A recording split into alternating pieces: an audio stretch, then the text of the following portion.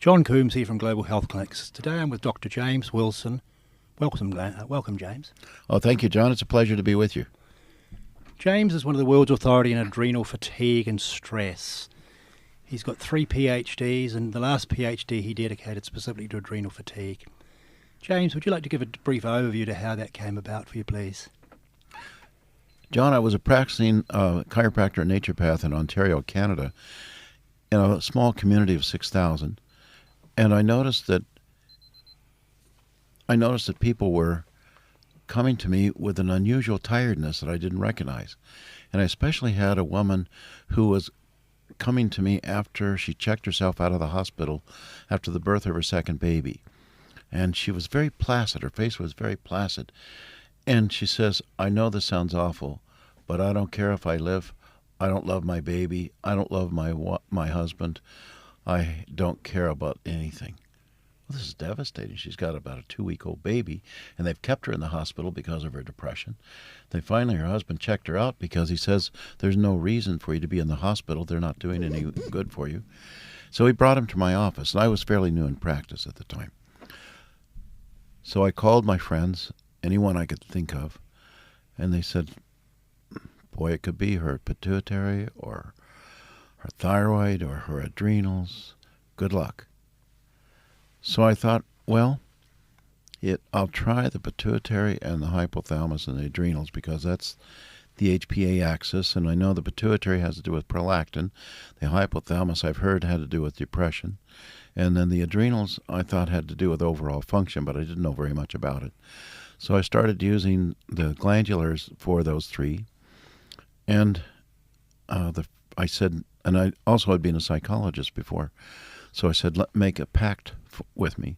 You won't kill yourself until Thursday. She was in my office on Tuesday. She says, okay, I won't kill myself until Thursday. So she came in on Thursday. I feel just the same. Okay, well, let me do some work with you. And so I worked on her chiropractically and gave her a homeopathic remedy, but the next time I said, now make a pact with me. Don't kill yourself until next Tuesday when you come in. And then I had those glandulars shipped to me express, and they came in that next Tuesday. And I said, these are going to help you, but I think they're going to take a while. So just don't kill yourself for this next week. And she would come in and she would make that pact, and she would come in and be the same. She says, I feel the same. And she had that same placid, non-expression look that was ghostly. It scared me when I saw her.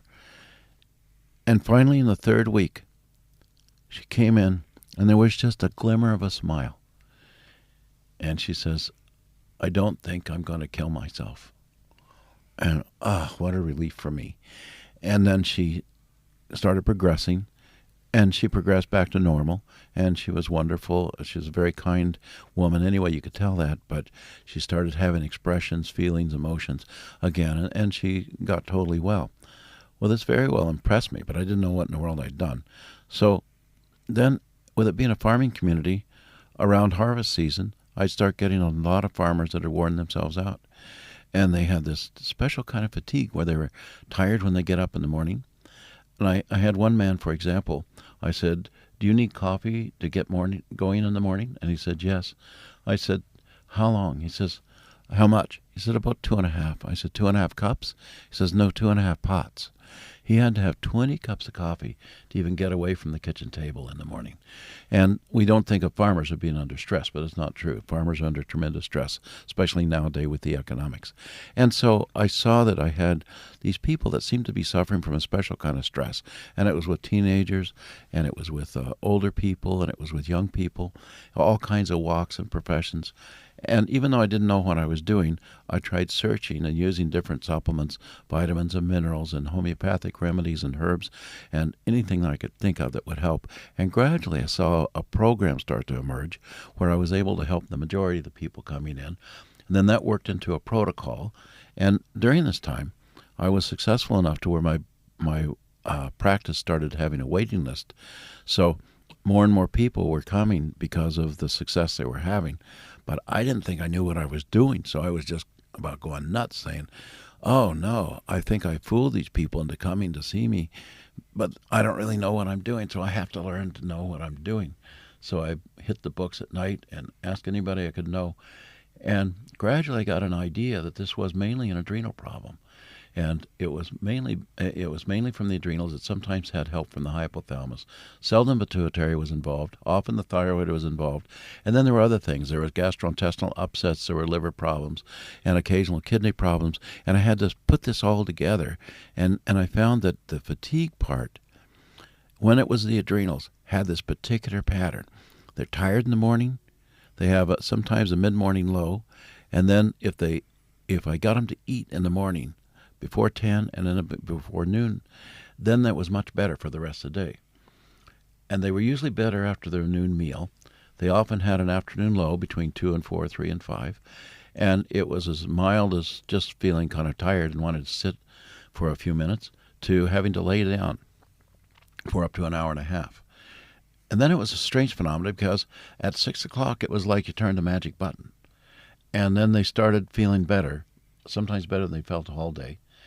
And then a lot of these are type A people, so they'd push themselves. They would be tired at night, but around 9:30 or 10, they wouldn't give in. And they would keep up because they knew at around 11 o'clock, they'd get a second wind, and off they go. And then they could do more work, and they could get things done until 1:30 or 2 in the morning. And then they found, some of the astute ones discovered that if they could sleep in a couple of hours beyond their usual rising time, they felt much more refreshed. Well, I didn't know what I was doing, but I started seeing this pattern. And over time, I realized this was particularly from the adrenals.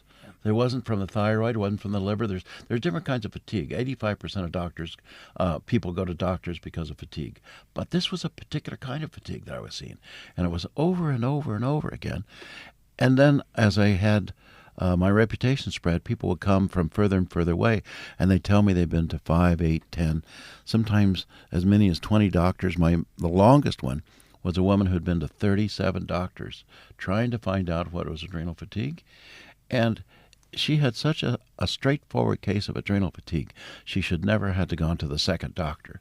But unfortunately, this woman had spent a fortune and wandered all over the place for a decade trying to find help.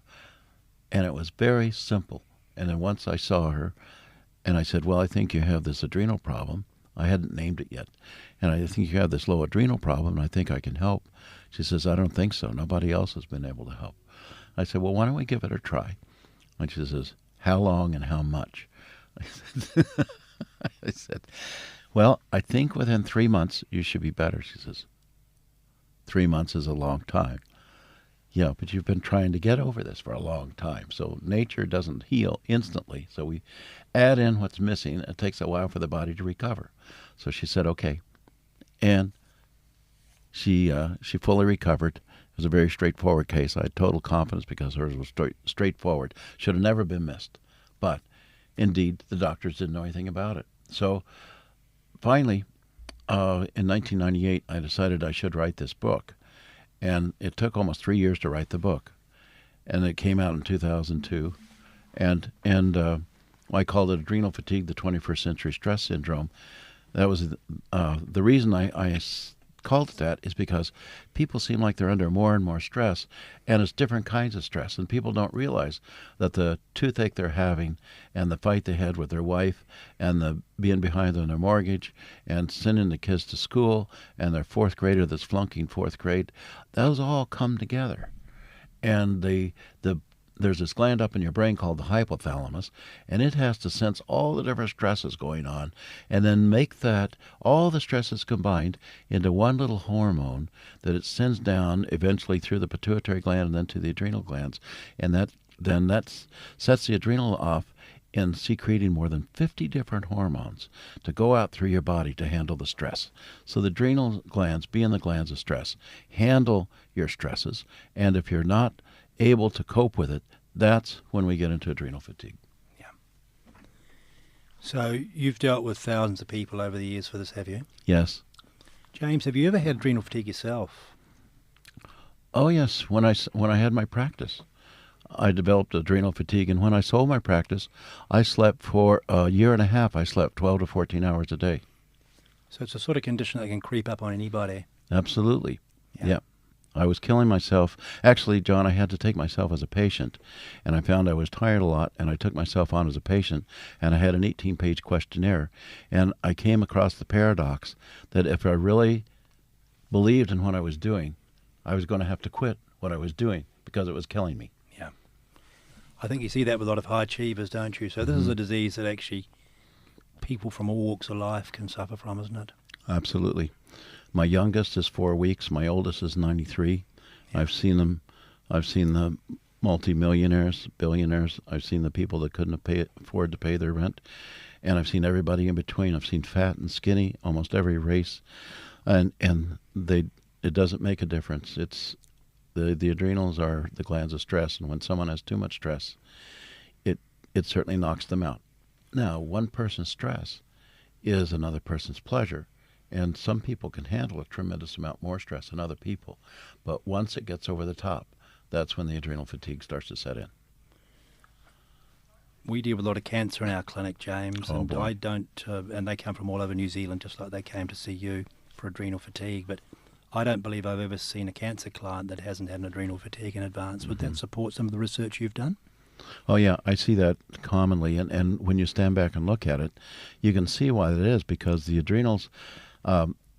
they have a big influence on the white blood cells that attack the cancer. Yeah. And one of the biggest things that happens with low adrenal function is there's not the virulence that the white blood, especially the killer cells, have to attack the cancer.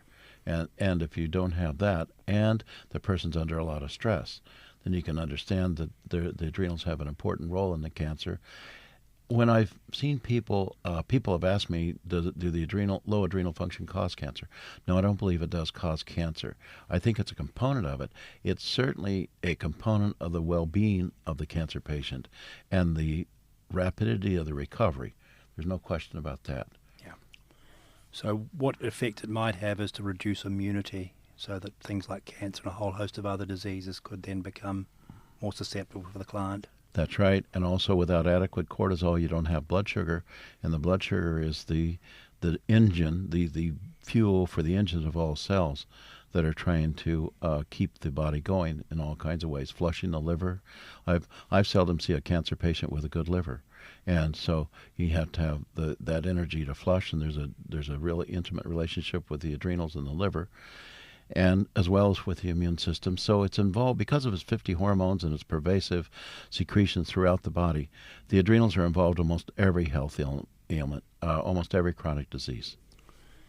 So something as simple as looking after your adrenals, if you're going to choose one thing to do with your health program, looking after your adrenals could easily be one of the most important things you do. It is. On Saturday, I gave a seminar for about 120 physicians in Auckland, and one of the things that I talked about was how in a heart attack, the adrenals are important